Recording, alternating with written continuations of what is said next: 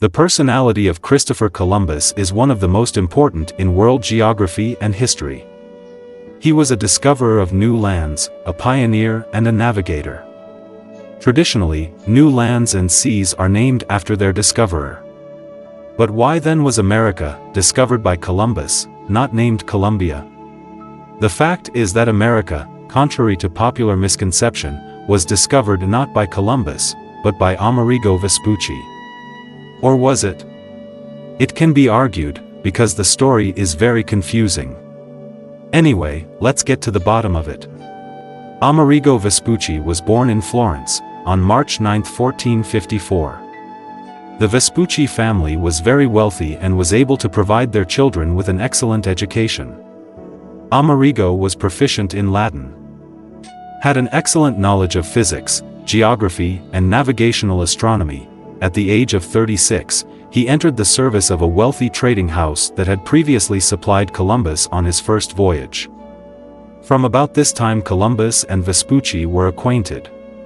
But against the background of Columbus's voyages to the West Indies, Vespucci's job was akin to that of an accountant. He made records of imported goods, counted and checked receipts. Vespucci owed his career rise to the conflicts that arose between the Spanish colonizers.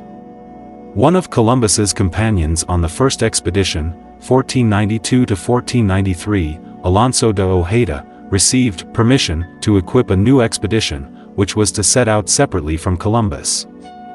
Or rather as his competitor. By the way, both Christopher Columbus and Alonso de Ojeda were not looking for America, but for a way to India, which was rich in spices and other goods so necessary for Europeans. Vespucci was hired as a member of a new expedition led by Ojeda. As a man of great experience, he easily procured everything needed to send 4 ships. In addition to this, Vespucci was the steward of these 4 ships, which set sail on May 20, 1499, following the charts drawn by Columbus on his first expedition to what he thought was the West Indies.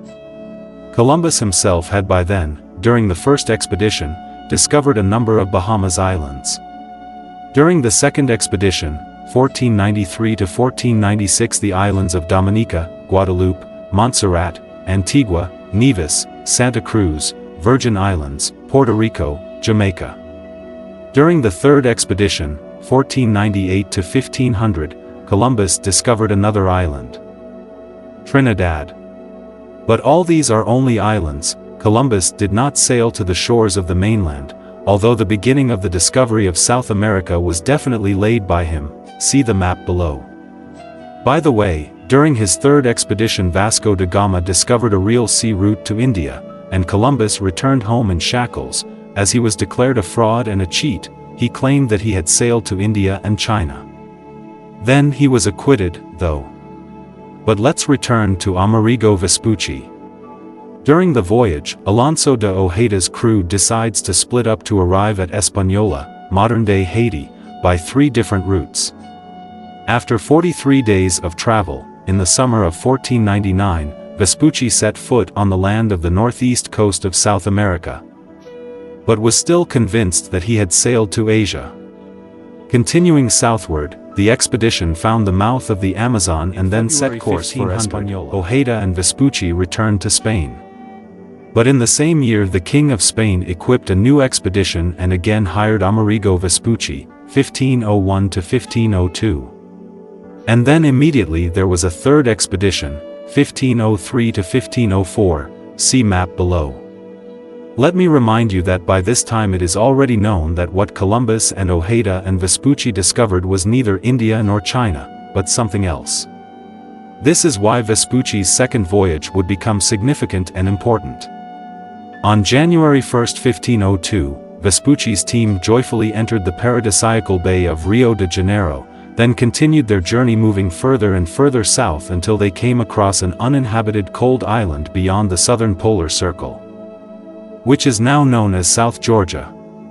Then, fleeing the cold and storms, the expedition turned north and set course for Lisbon. After this expedition, Vespucci was finally convinced that the long coastline he had seen, more than 1,200 kilometers of South American coastline, was not Indian land and that it should be called the New World.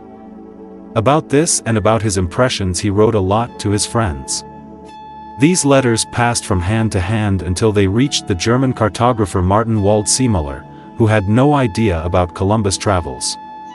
So in 1507 Waldseemüller published a map of the world in which for the first time the New World is called America, in honor of Amerigo, perpetuating this name.